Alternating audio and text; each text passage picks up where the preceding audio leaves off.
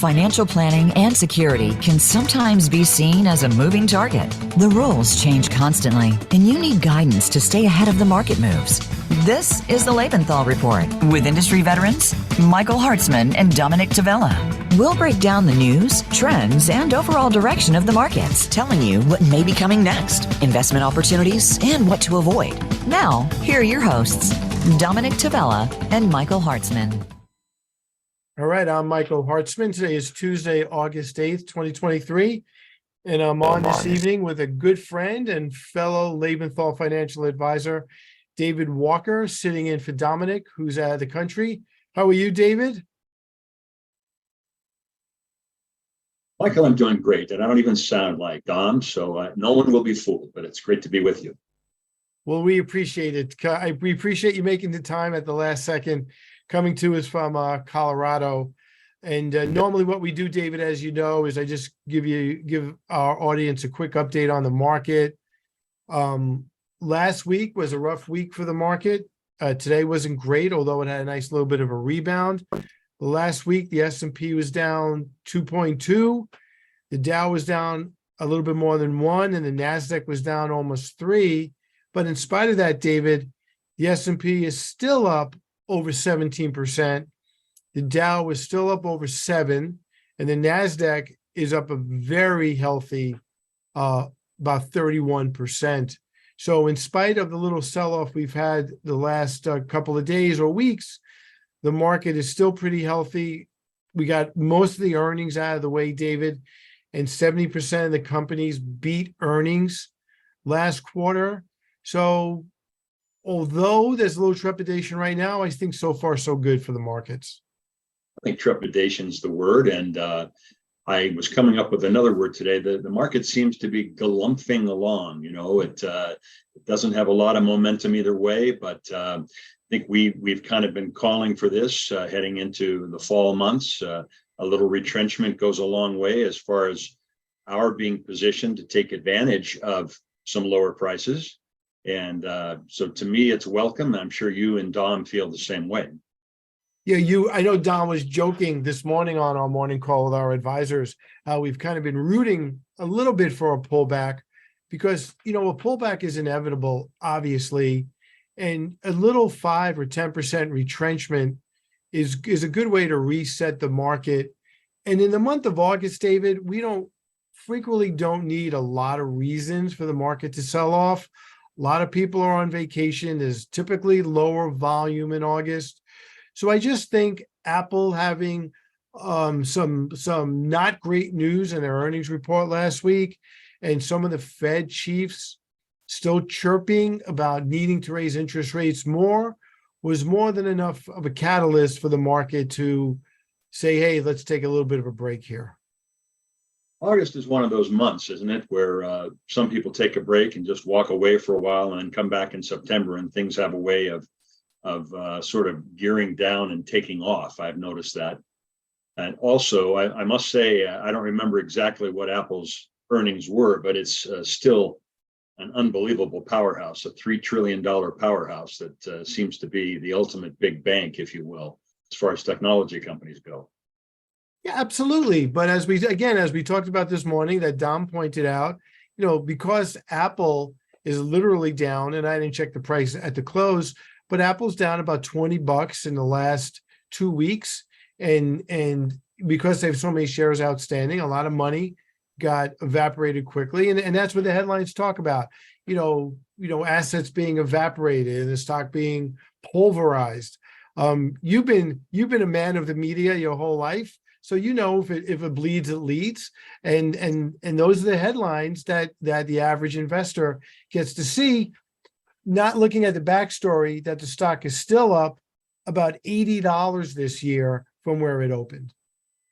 Well, I think we often talk to our clients and say that something along the lines that we're looking for a pullback, or we think the market may have reached some dizzying heights and maybe running out of oxygen a little bit.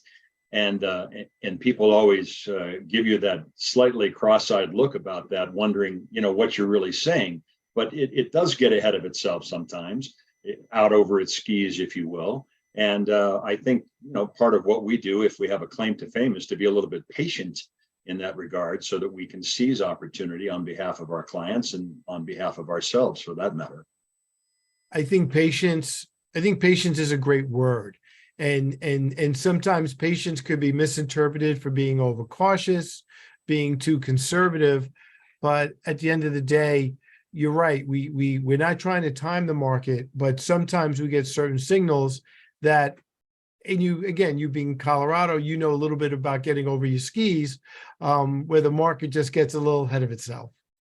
Well, you'll have to talk to my All-American if you want to know anything more about skiing. 4-year All-American back in the heydays of Wyoming, and then a couple of years as a pro ski racer. But Elizabeth is one of those people who really does appreciate caution. And I think most of our clients do too. You know, I rarely get criticized for being too cautious or too careful or wanting to hold back on a great investment idea if we think maybe it's a little pricey. I have heard an occasional word of doubt when we've gotten a little anxious or, too interested in forging ahead, which we usually don't do. David, let me ask you this. Most of our clients are here on the East Coast. You're in, 2 other time zones. Do you hear a lot of concern about recessions and interest rates? Are these questions that you're fielding as often as we are here? I don't think so, but I could be wrong. I did have a conversation recently with a couple of clients who were asking about recession. And I said, well, there's certainly a recession going on if you're in banking in the small to mid-sized banking industry. It may even feel like more than just a recession. But I think otherwise it's a little uneven.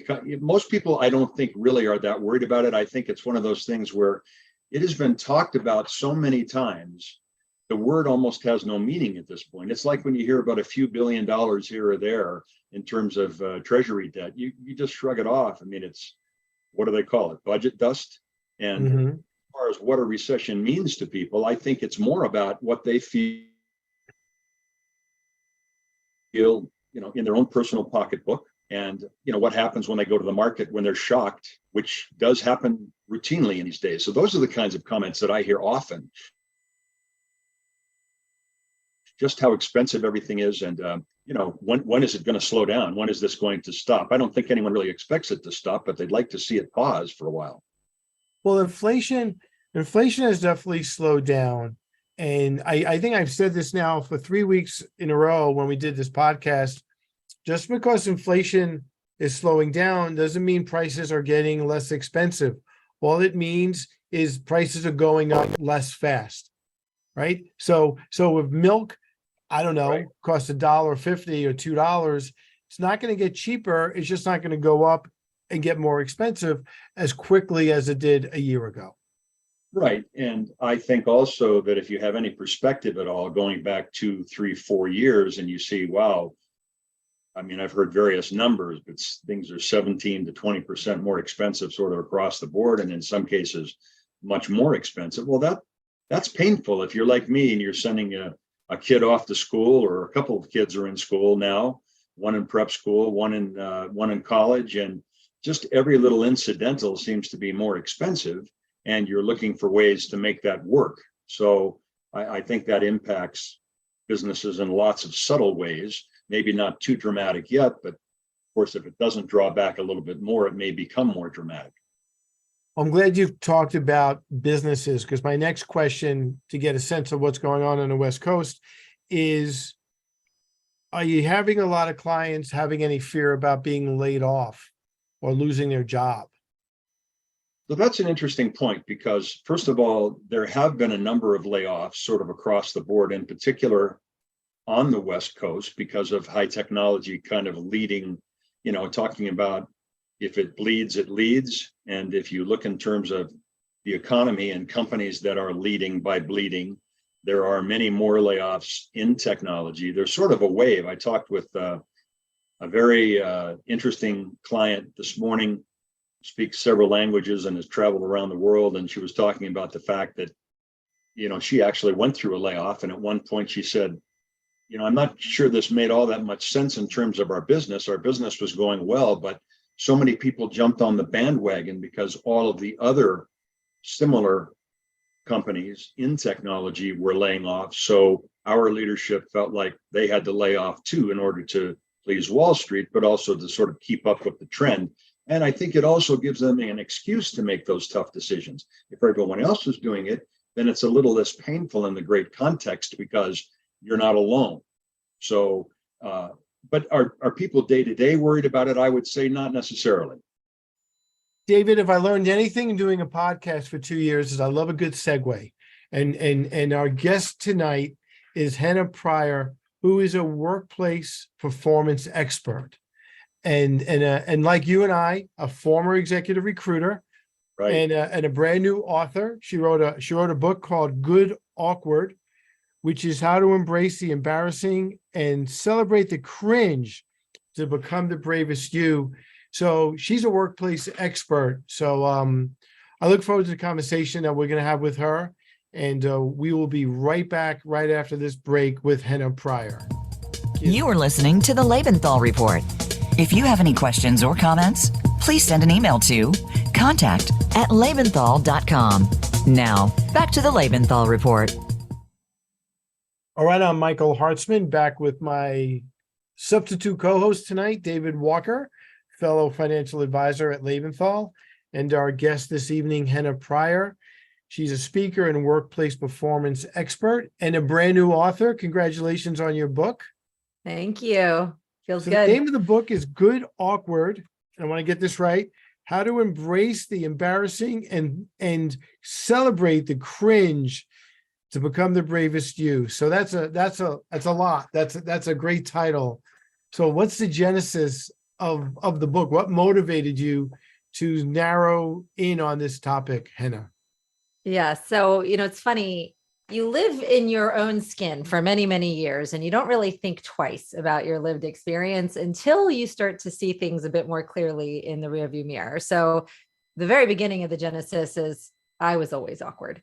Awkward kid, awkward teenager, firstborn of immigrant parents. They were new to the United States. Along came me 11 months later. And having never lived in this country, my clothes were always a bit different. My food in my lunchbox was always a bit different. So I always like to say that my origin story was one of bumpy edges. I just wanted to fit in when just no matter how hard I tried, I would just stand out. And so that continued through middle school, through high school. In college, I started to find my people. And, I think in college, you're able to find the fellow awkward folks or the folks that, were a bit in their own skin.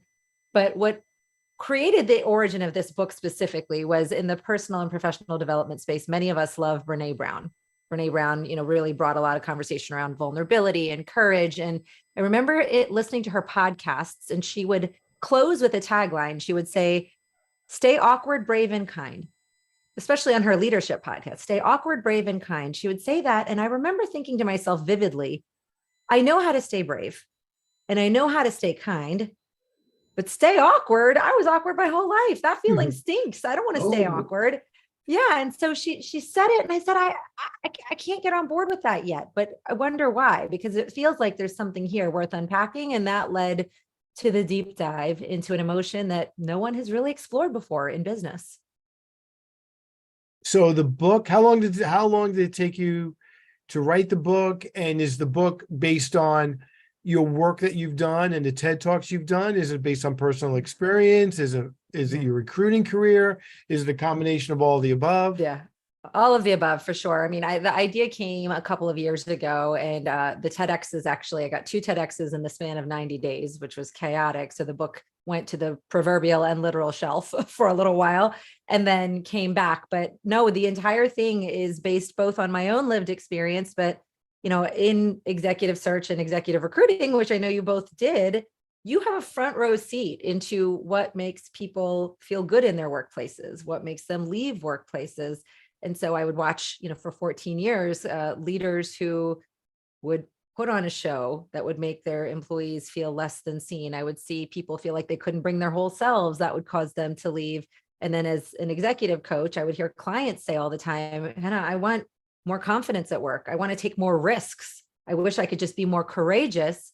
And the narrative for so long in professional development was, well, do more of X, right? Just do more of XYZ and you'll be able to do those things.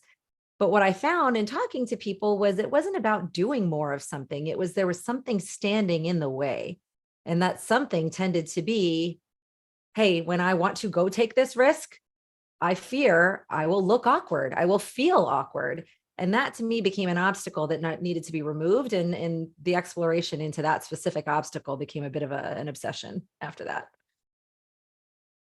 Well, and Michael and I used to joke about doing recruitment in the financial field was really the insecurities business as opposed to the securities business.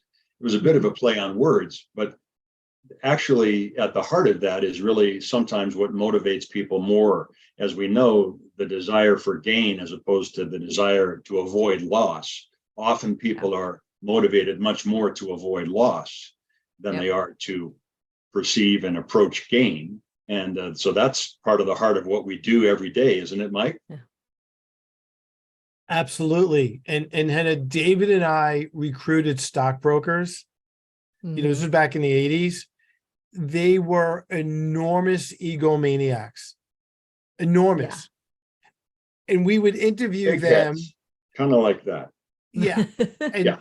And, and we could see the awkward. So in your work, how do you combine the person who sees themselves one way, right, as this master of the universe? Sure. But is this really terribly awkward person? Yeah, I love this question because it actually speaks a lot to the heart of the working definition that I use in the context of the book. So let me lay that on the table for the frame of reference. Awkwardness is what we feel when, for a moment in time, the person we believe ourselves to be, our true selves that we truly believe ourselves to be, is at odds with the person that for a moment they see on display. So our internal feeling doesn't match their external reality. So if I'm a stockbroker with a big ego who knows what they're doing and feels really, kind of on point with my work, and I make a massive flub for that moment, be it a split second or a few minutes, that internal, I am this type of person who knows what I'm doing. And here I am, I said this dumb thing publicly. External reality is now people think I'm a big dummy who doesn't know what I'm doing. For that moment, we feel the emotion of awkwardness. There's a gap between our two selves, and it's living in that space where we need to learn how to examine, is it serving us or is it holding us back? For some brokers, I would imagine they're very comfortable in that space. They can say, well, not great, move along, right? Move through. For others, it can be paralyzing and it can stop them from taking an important risk the next time. This gets to authenticity as well, doesn't it? Because I know I've known Mike a long time, and Mike's an authentic guy, and you know where he stands, you know what he feels. And I like to think I'm the same way, but I think being authentic with your client, whatever your business is, being honest about the things you don't know, in addition to some of the things that you think you do know, is it's not just a winning posture that reassures the client. It's the best way to build a client into a lifelong client, and to have that client trust you and work with you, based on that authenticity, which I think we're both proud of, Mike. I could be wrong, but I know that's you. But thank you, and same here. So Henna, I want to see how this relates to clients as well, and how that relationship works with one or the other being awkward. So David is right. David and I met, I think, 41 years ago. It's a long time ago, and I was his assistant. He was teaching me the ropes as an executive recruiter. So he would frequently call me over to his desk. This was when we all had to wear ties and suits, and I would lean over, and inevitably, no matter where his coffee was, that's where my tie ended up. And I would dip my tie in his coffee. True story. Every single day I don't know how long. It happened all of the time. And I just embraced it. I embraced that awkwardness. And I said, well, either he's going to move his coffee one day, or I'm going to stand someplace else, or this will just be our routine for as long as we know each other. But there was never that fear for me, because I trusted David. I knew he wasn't going to fire me, because I couldn't figure out how to not dip my tie in his coffee. But there I was in my early 20s, and I couldn't be more awkward, right? I mean, it was Sure. it was on display every single day. Yeah. Yeah. I love this story because first of all, it's adorable. So I love that this Thank is the you. origin of your relationship. It's true. Second of all, there's two camps through which we can explore awkwardness. So one is in life's unplanned events. So I imagine the first time the tie went into the coffee, it was not planned, right? This was something that just happened. I imagine in subsequent times, while you didn't do it on purpose, it sort of became a thing, right? You're like, it's probably going to end up in there. No big deal. But when awkwardness occurs in life's unplanned moments, which you can't predict, you can't plan that I'm going to trip over this crack in the sidewalk. You can't plan for certain forms of awkwardness. In those moments, building up the tolerance is important. But I think what David started to speak to, which is this relationship between awkwardness and authenticity, this is where I think, especially for your audience, the data gets really juicy, because right now, authenticity is the word, right? We've heard it. It's the buzzword of the moment.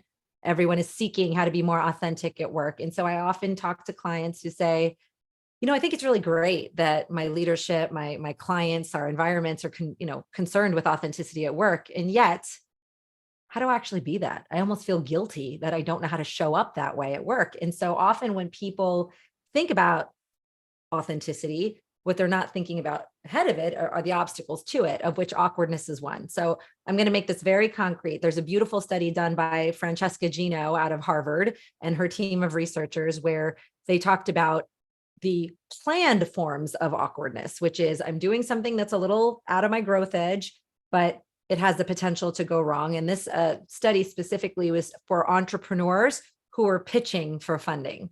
So there was 166 entrepreneurs, they were pitching for funding. And what's really fascinating about this study is that those entrepreneurs who were catering to their audience, so catering, their definition was essentially performing what they were saying in such a way that they thought it would please the person on the other side, right? It would match their desires or expectations of them. Those who catered versus those who kind of came out of the gate, stumbly, fumbly, awkward edges showing, not sure if this is what you want to hear, but I'm going to go with this anyway, probably dip their tie in a coffee along the way. Those who came out entirely themselves, stumbles, fumbles, and all, were 3 times more likely to get the funding than those who catered to their audience. So there's, decades of kind of conditioning we have about impressions matter. They do, but increasingly we're starting to see through the performative type of impression making. And from an investor and a funding standpoint, the data was crystal clear. Those who brought their full selves, those who were willing to dip their tie in the coffee and have a laugh over it, they built connection faster, they built trust faster. And these things cannot be understated when we are trying to raise capital, when we are trying to win pitches. I mean, these things have direct correlation to business performance. Henna, is there specific language that you'd recommend in terms of, I guess, allowing people to feel awkward as they ask questions? For Michael and I, that's very important. We have clients sometimes who don't want to appear as if they don't have the knowledge that they feel they should, but we do everything we can to extricate what's on their mind, what's in their heart, what is it that they need to talk about. And I'm just wondering, are there specific words or specific phrases that you'd recommend to get to that? There are. And before I introduce them, I want to make a distinction that I think is underneath of your question. Often people confuse or tangle awkwardness with ineptitude, right? These are distinct from one another. Ineptitude implies a lack of skill or a lack of knowledge or a failure to execute. So the analogy I use in my book is, I would not want to hire an inept anesthesiologist, but I'd be perfectly fine hiring an awkward one, right? So we have to be very careful not to confuse the two. Awkwardness is, again, it's an emotional state. It doesn't imply that we, kind of show all our cards as we have no idea what we're doing. But what it does imply is if you're not 100% sure, it may feel slightly awkward to say, hey, I have a solid idea of what you're going for here. I may not get it right, but let me try this on for size, right? I feel a bit awkward about shooting this out onto the table, not knowing if it's going to be received the way I think it is, but let's go with it anyway. It's actually counterintuitive to folks, but the naming of awkwardness diffuses the awkwardness. When we avoid it, it actually intensifies it. So to say, hey, this feels a bit awkward, but is actually one of the fastest ways that we can remove its power and move to sort of the next level of discussion. Henna, let's take a quick break. And when we come back, I do want to talk about how our clients can apply that to themselves, as David said, when they're communicating with us, and feel more comfortable in talking about things that might make them uncomfortable. You got it. So let's take a quick break and we'll be right back with Henna Pryor. Now, back to the Lebenthal Report. All right, I'm Michael Hartzman, back with my co-host this evening, David Walker, sitting in for Dominic Tavella, and our special guest this evening, Henna Pryor, who's a brand new author of a book called Good Awkward: How to Embrace the Embarrassing and Celebrate the Cringe to Become the Bravest You. So, Henna, we were talking about workplace, and let's try to relate this to what David and I do. We inevitably have awkward, well, not awkward conversations, but we have to bring up awkward topics frequently with our clients, but they have to bring them up with us, whether they're going through a divorce or they want to change a beneficiary, get rid of a kid who's, not been doing the right thing, or we have a client with a child with an abuse issue, whether it's drug or alcohol or gambling. So there's these awkward moments. And David said on the break, and you agreed, that sometimes we just have to shut up and listen. But are there any tools there for a person who's feeling these awkward or embarrassing moments that they could use to get through it? Or is it really dependent on us just being empathetic and being good listeners, or is it both? Yeah, definitely a both and. So the solution, if we were to solve for I don't think awkwardness is a problem. I think it's a human condition. But if we are to get comfortable with the inevitable uncertainty of life, which is going to invite awkwardness, it's really two-pronged.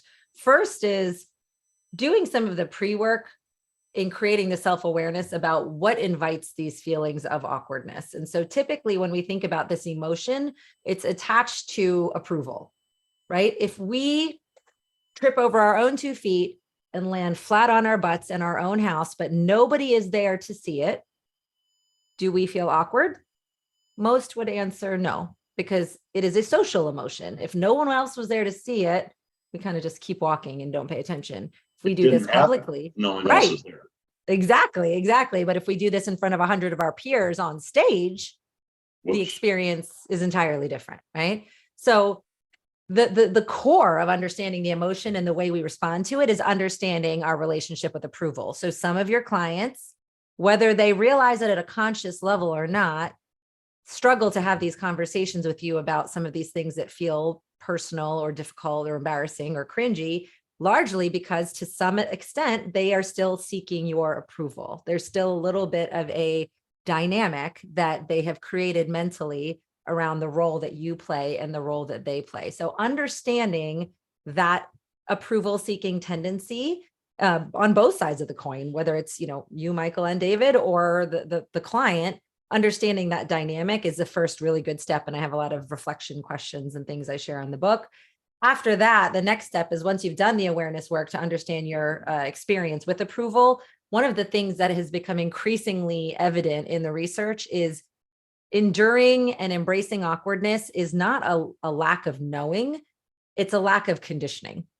It's a lack of practice. We increasingly live in a world where we have removed the friction off of social conversations, off of social interactions.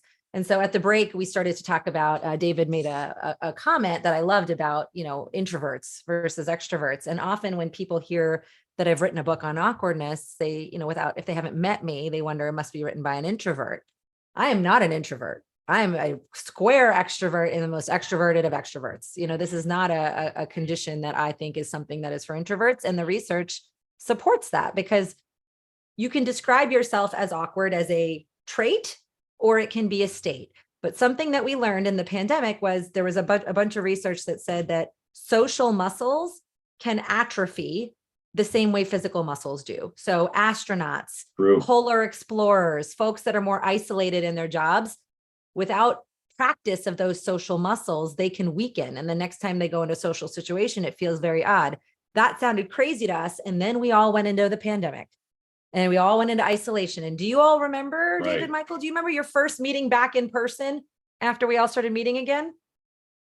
Yes. We were like, how do we do this? Yeah, and not only that, but we sat at the opposite ends of the conference room. We were both wearing masks. Right. We had hazmat suits on. We thought we were going to die. Yeah.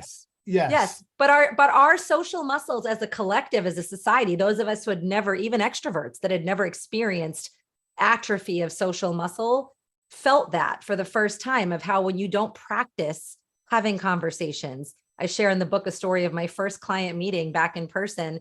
I gave them this nice sales pitch, right? 15 minutes. And he put up his hand and I was like, yep, nailed it. Gave him a high five. And he says to me, Henna, I was putting up my hand to tell you to stop.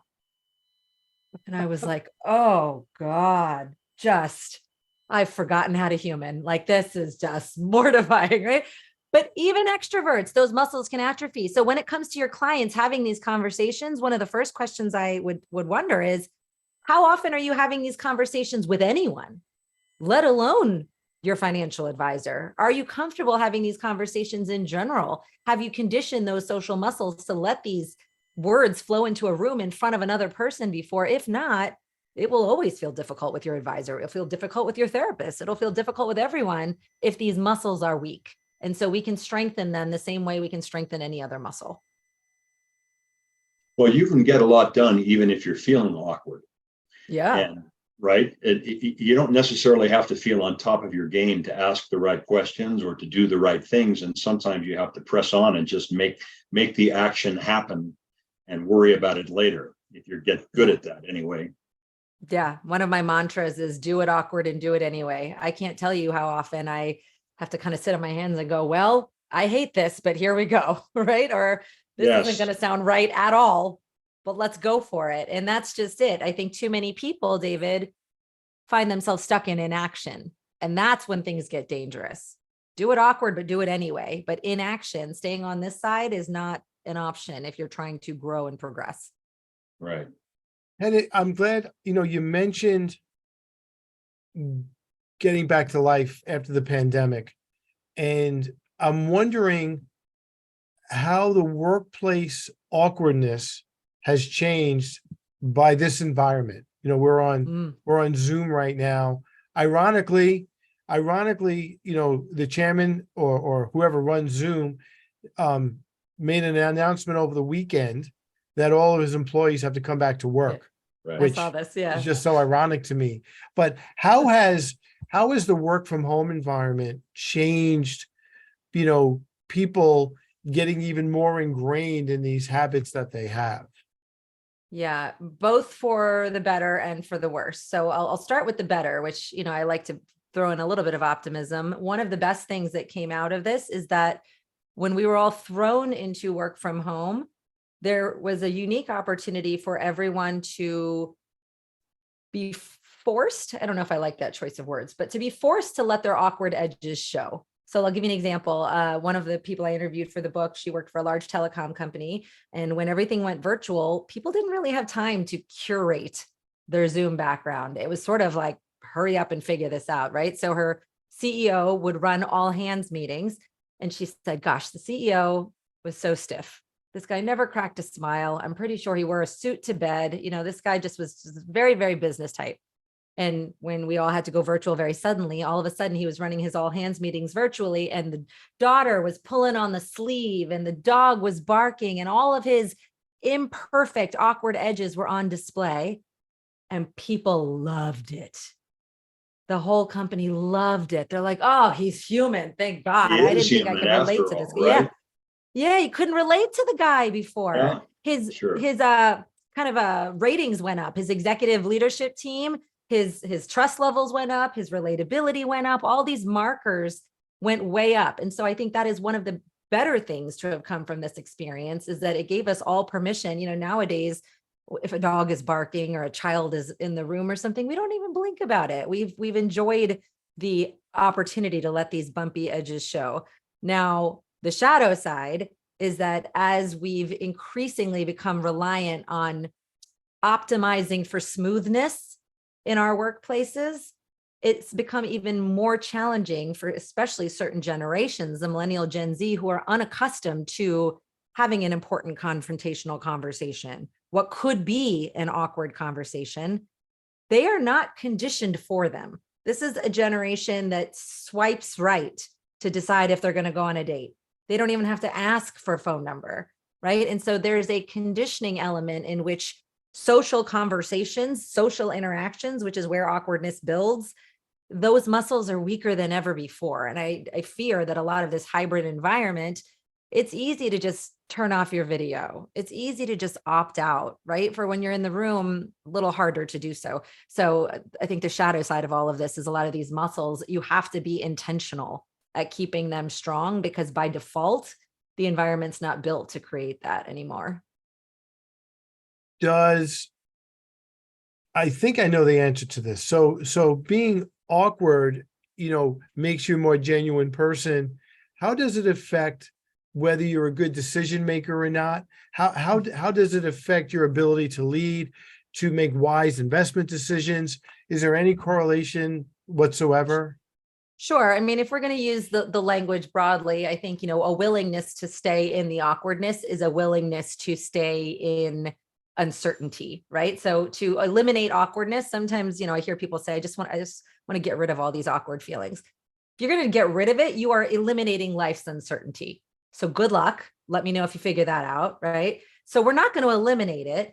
But what, to me, someone who, the expression I use in the book is building awkward tolerance, right? Giving yourself the awkward advantage. If you can build the tolerance as a leader, as an investor, as a business decision maker, what that tells me is you're willing to stay in the uncertainty a little longer and make an informed decision rather than rushing to just hurry up and make a decision, a good enough decision. Can you tolerate the ambiguity a little longer, even if it's uncomfortable? Even if your stakeholder is looking for an answer. So I'll just make it concrete with a very quick example. There's one of my co-CEOs at an organization called Chief. Her name is Lindsay Kaplan. I interviewed her for the book. Their model when they started Chief was a women's network that was entirely an in-person model. They would meet in these clubhouses in these cities. Pandemic hit, they had lots of investors who now all of a sudden are going, what you going to do? We just gave you all this money and your model is this in-person thing. You just spent a fortune on these clubhouses. What are you going to do? And if she was trying to hurry up and smooth over the awkwardness of this situation, they would have rushed to a decision. But instead, she owned the awkwardness and said to her investors, I don't know, right? It's pretty awkward to say this, but my co-founder and I, we don't know, but we are spending the next few weeks figuring it out. And I just hope that you can give us a little more time as we figure out the right answer. Now, did that risk some of her aptitude? I think it could have, but they actually admired her more for it, because when they did make the decision, it was strategic, it was thought out, and her ability to stay in that awkward, messy middle for longer ended up now they're $1 billion valuation, one of the first female founded unicorns. Just willing to stay there is a big factor. Good decision. Mm-hmm. Yeah. I wonder also, Henna, again, maybe looking at it from an interpersonal standpoint, when you feel awkward with another person, a stranger, a new introduction, at least I've learned this, and maybe it's true, that by putting the focus on the other person, you get out of yourself. You're not feeling quite the awkwardness or the tongue-tiedness that you might feel otherwise. And really listening, really trying to concentrate on what the other person is really saying. Those seem to be helpful suggestions when you feel that awkwardness sort of overwhelm you a little bit.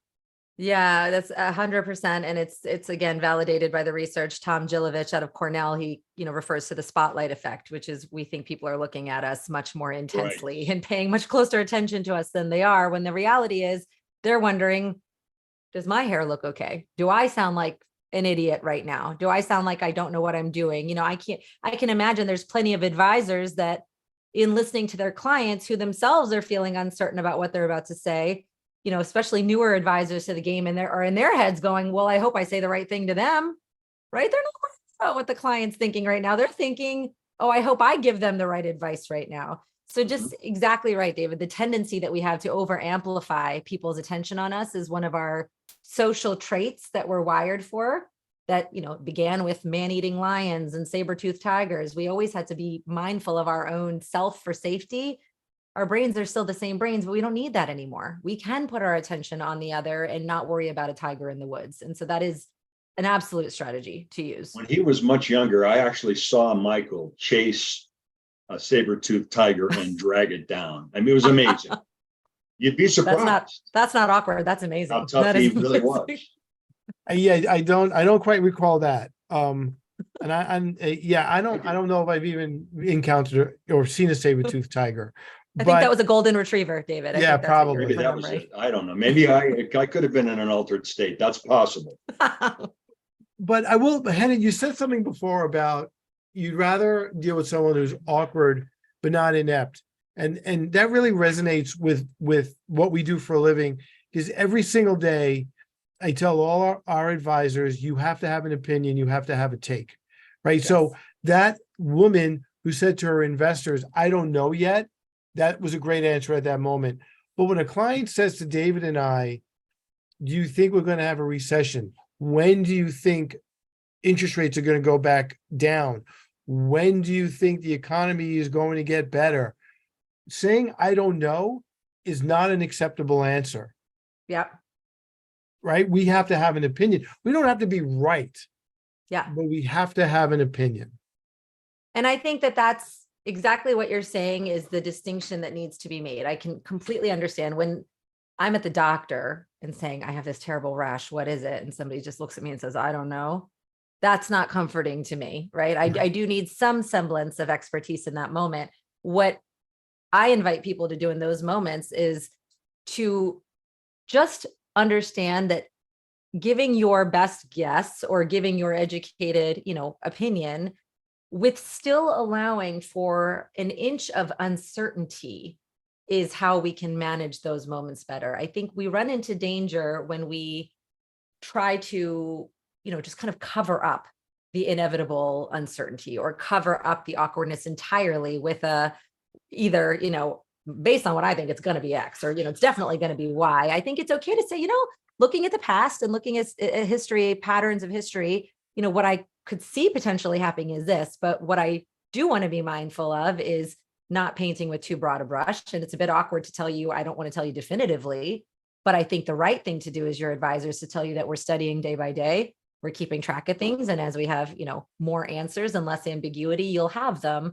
But there are some folks, I remember one of my first financial advisors, he couldn't even say that. And instead he would, create these blanket statements of assumption that when they didn't end up being even remotely close to that, it actually eroded trust versus if he just created a little bit of a window of comfortable uncertainty in which I could trust him that he was still on top of it, but didn't have the full answers yet. That's the language that we all need to hone, right? Expertise is no longer having all the answers. It's trusting that when you do have them, you'll share them with me and communicating that to me. And to your point, we certain things we have the answers to, right? There's tax code, there's rules in IRAs. Those are the answers we have to have. Those are right or wrong. But in terms of the market, there are always opinions, right? They're educated opinions. It's never, if you speak in euphemisms, you're right, we're going to erode trust. Yeah. And I think that's honestly what authenticity, to bring it back to David's earlier comment, what authenticity in the modern era of advisors, of leaderships, of anybody who's in a thought leader role, authenticity these days is often just described as the willingness to say, I'm going to give you everything I know, and I'm going to take care of you to the best of my ability. But for the little bit that I don't know, I'm not going to lie to you about that. Right. And that is where, I will follow a vendor, a partner, a client to the ends of the earth if they can be like that with me consistently. And so I think that's where modern trust comes from. And it's that willingness to stay in that little bit of that gap space a little longer. I think too, to go back on another point we made, is that if you're listening carefully enough, when to home in on something that really matters to someone. Right. As an example, Mike, you were talking earlier about 70% of the companies making or exceeding earnings estimates, right? Which is a nice number. But what about my companies? I'm much more interested in how my companies did as opposed to the overall market. And so being able to be sure that we zero in on that person's needs, or what are they really asking for, I think is maybe a pretty salient point here. Yeah, I think just a good maybe summary to some of this is that not every twinge of cringe needs to be eliminated or worked on, right? Some of it's just natural to the human experience. I think where I feel very passionate is when those feelings stop you from meeting your full performance, from keeping you from taking a risk that you want to take, from having the conversation that needs to be had. When those feelings lead to avoidance or inaction, then it's time that we take a new strategy. It's time to start reconditioning those social muscles so that they're serving us better. But not everything needs to be addressed, just the ones where it's making a difference in our production, our performance. How do So you to that advise people point, to recondition those social muscles? What do they do? What do they need to do? What actions do they need to take? Yeah.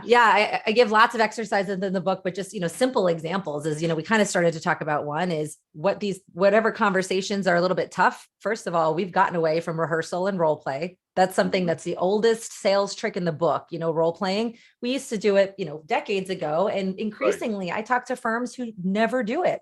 They never do it. And I remind them that, when you're not practicing with each other, you're practicing on your clients. You're practicing on your stakeholders. When you don't take the time to let those words flow at least one other, two other, three other times before, you are practicing in the big high stakes moments. And there's no way around that. There's no exception to that rule because the first time you say it becomes your practice. So is that a risk worth taking? And what other things can we do to just condition our social muscles? Can you send a meal back if it wasn't correct? Can you, have a conversation that was a little bit edgy that you've been avoiding? Just any little ways that you can incorporate it into your day will serve you the next time you need to do it in whatever capacity that is, work or otherwise.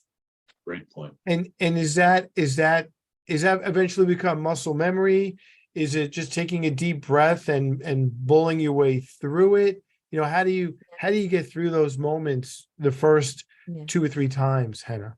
Yeah, there's a couple strategies I share in the book too, but really there's a few ways. Sometimes it can be taking a deep breath, right? If it's low stakes enough, just take a deep breath and do it. In other, facets of business, I often use the expression, call your hype squad, right? Get a crew of people around you who will hold the mirror up and tell you the truth about the interaction. Because one thing about awkwardness is, again, it's a very amplifying effect in our brains. My God, I can't believe I said that in the meeting. Everyone thinks I'm an idiot now. Everyone thinks I'm just queen of blunders.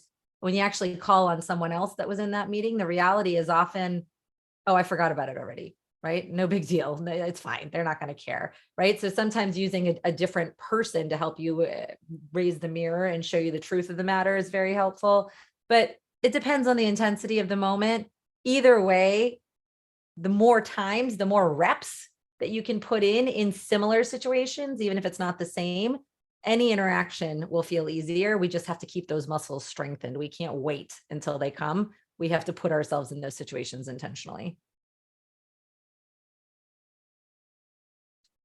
David, any last questions before we run out of time?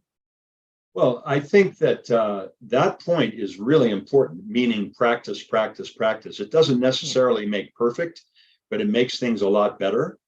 For those of us who are professionals and really care about these things. And I can remember a couple of episodes of taking my daughter's stuffed animals and putting them along the wall and making a presentation to them. And they were a wonderful first audience because they didn't ever interrupt. And that's a good place to start if you don't have anything else to go to. And what did you call your squad there? The hype squad. The hype squad.